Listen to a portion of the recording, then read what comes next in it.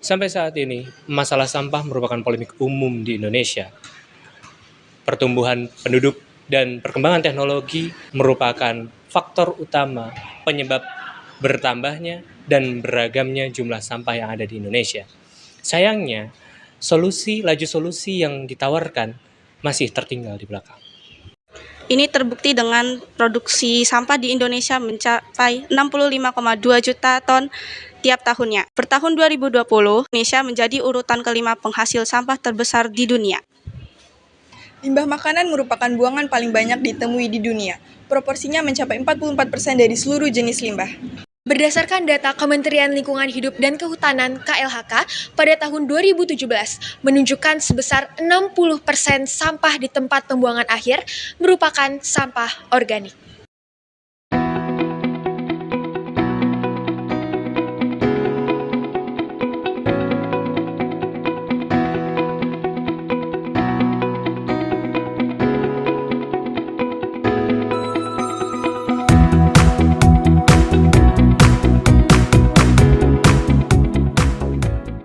Per tahunnya, penanganan sampah di Kota Tanggerang Selatan ini masih sulit diatasi. Lahan penampungan sampah yang semakin kritis membuat pemerintah Kota Tanggerang Selatan membuat tempat penampungan sampah sementara. Di sini saya sudah berada di Pasar Ciputat, Kota Tanggerang Selatan, Banten, di mana bisa kita lihat selain dipenuhi atau dipadati oleh penduduk, juga dipadati oleh beberapa sampah organik, seperti yang juga ada di sebelah kanan saya ini. Oke, Ibu, dengan Ibu siapa, Bu? Namanya Ibu Nelvita. Iya, Ibu. Jadi Ibu udah berapa lama, Bu, untuk berdagang di sini? Dari tahun 2013. Dari tahun 2013 ya, Bu? 10 tahun. Sudah 10 tahun ya? Ya, 10 tahun lebih lah. 10 tahun lebih ya, Bu.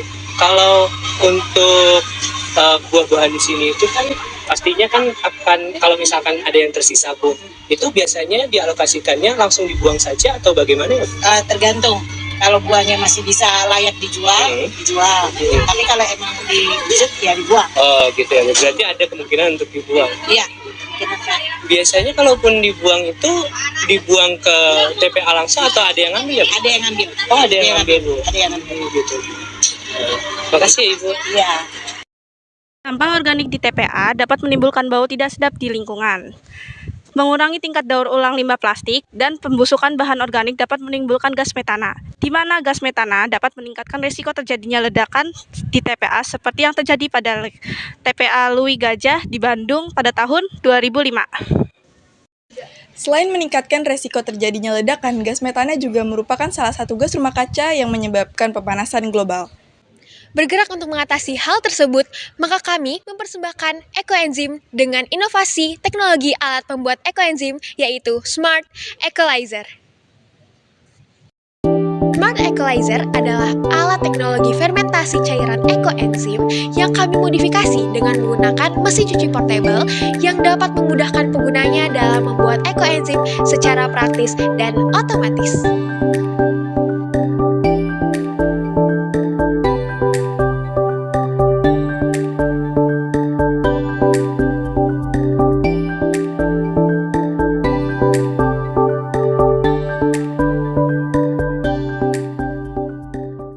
Ekoenzim adalah cairan serbaguna yang dihasilkan dari fermentasi sampah organik seperti ampas buah dan sayur, GMT atau gula molase tebu, dan juga air. Warnanya coklat tua dan memiliki aroma asam manis yang kuat. Adapun manfaat daripada ekoenzim adalah sebagai bahan tambahan dalam pembuatan sabun cair maupun padat, sebagai water purify atau air purify, sebagai penjernih air maupun penjernih udara, serta dapat menyerap sinar ultraviolet yang berbahaya bagi manusia. Manfaat ekoenzim selain itu adalah sebagai ampasnya dapat digunakan sebagai pupuk dan juga dapat sebagai bahan tambahan pembuatan hand sanitizer. Selain itu, ekoenzim bagus untuk kesehatan seperti mempercepat penyembuhan luka dan obat herbal sebagai penyembuhan kanker.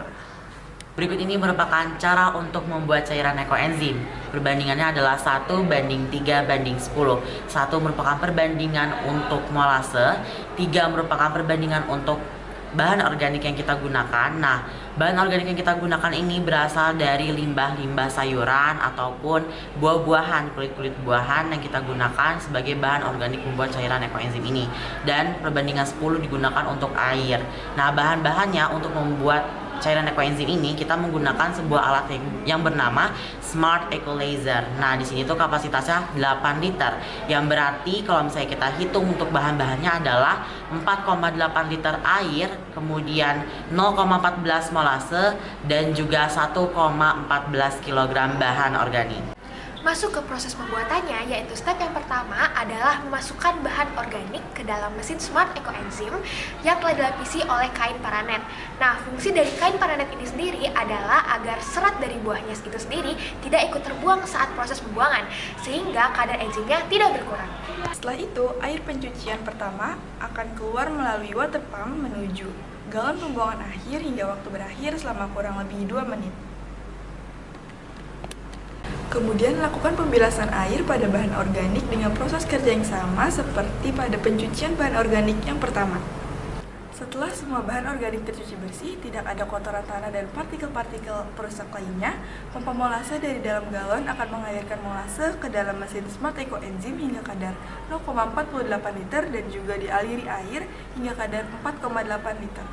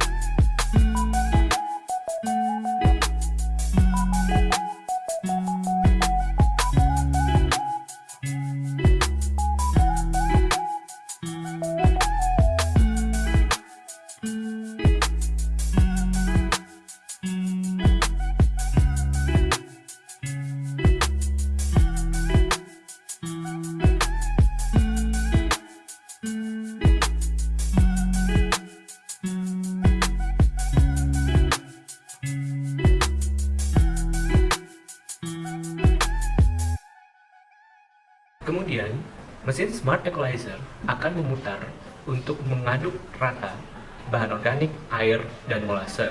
Setelah itu, diamkan cairan tersebut selama kurang lebih 3 bulan. Selama proses fermentasi, mesin Smart Equalizer akan berputar 12 detik dalam 2 kali sehari agar mempercepat laju reaksi fermentasi. 3. Setelah 3 bulan, bahan organik dan molase telah berubah menjadi cairan ekoenzim. Dan cairan tersebut akan dialirkan keluar melalui katup, serta cairan tersebut dapat digunakan sebagai produk campuran turunan ekoenzim.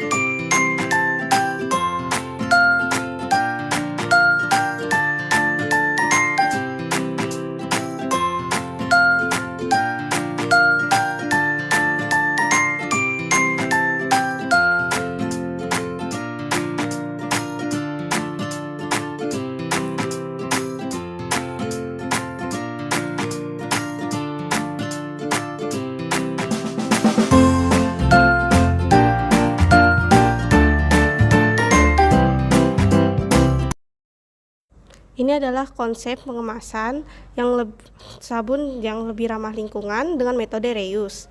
Untuk sabun cair, kita menggunakan batok kelapa sebagai wadah dan juga pam sabun bekas.